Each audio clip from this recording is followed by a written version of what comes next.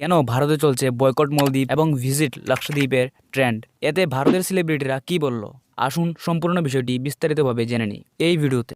সর্বপ্রথম পিএম মোদি লক্ষদ্বীপ টাপুতে যায় জানুয়ারি মাসের 4 তারিখ। তিনি সেখানকার অনেক ফটো তোলেন এবং সোশ্যাল মিডিয়াতে পাবলিশ করেন, এবং লোকজন সেই জায়গার ছবিগুলো দেখে বলে ওয়াও, যে আমাদের শুধু এতদিন মালদ্বীপসেই কেন ফোকাস ছিল, লক্ষদ্বীপে এত সুন্দর জায়গা থাকা সত্ত্বেও আমরা সেখানে যাইনি কেন। এবং এই নিয়ে কতদিন ভারতের মধ্যেও ডিসকাশন চলছিল, কিন্তু হঠাৎ দেখা গেল যে মালদ্বীপসের মধ্যে এই নিয়ে পেনিক শুরু হয়ে গেল, যে ইন্ডিয়ানসরা আলোচনা করছে মালদ্বীপসকে রিপ্লেস করে দেবে, মালদ্বীপসের পরিবর্তে এখন সবাই লাক্ষদ্বীপে যাবে, একথা ভাবছে সবাই, এবং মালদ্বীপসে ইন্ডিয়ানসরা কম আসতে পারে, এইসব বিষয় নিয়ে মালদ্বীপসের মধ্যে পেনিক শুরু হয়ে গেল। তার পরিবর্তে মালদ্বীপস ইন্ডিয়ানসের বিরুদ্ধে রেসিজম শুরু করে দেয়।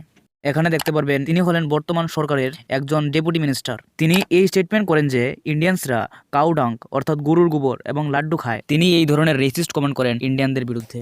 এছাড়া আরও স্টেটমেন্ট আসে মালদ্বীপসের আরও লোকজনদের কাছ থেকে। উদাহরণস্বরূপ দেখতে পারবেন এখানে জাহিদ রামিজ।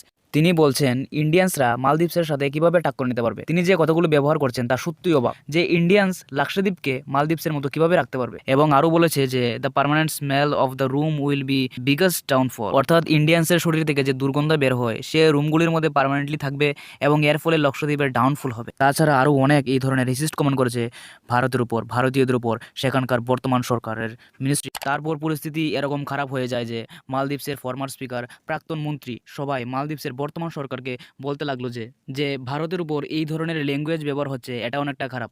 সিটিং মিনিস্টারদের কোনো অন্য কান্ট্রির উপর এরকম কমেন্ট করা উচিত নয়। বর্তমান সময়ে মালদ্বীপসে যে সরকার, তাদের মুদ্রা কথা হলো ভারতের সাথে হিংসা এবং এর ভিত্তিতে ভোট আদায় করা এবং ইন্ডিয়া আউট ক্যাম্পিং চালানো। এবং এই ঘটনার জন্যই ইন্ডিয়ানসরা মালদ্বীপসে যে হোটেল বুক করেছিল সেই হাজার হাজার হোটেল বুকিং, ফ্লাইট টিকিট সব ক্যান্সেল করতে শুরু করে। এবং এর জন্যই যারা ভারতের বিরুদ্ধে এই অভদ্র কথাগুলি বলেছিল ওই 3জন মিনিস্টারকে সাসপেন্ড করে দেওয়া হয়। এবং এর সাথে ভারতের অনেক সেলিব্রিটিরাও এই ঘটনার জবাবে সোশ্যাল মিডিয়াতে সরাসরিভাবে নেমে আসে।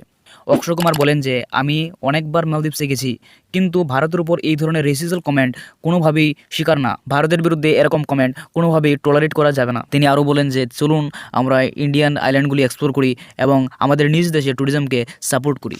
এর মধ্যে সচিন টেন্ডুলকরও বেরিয়ে আসেন।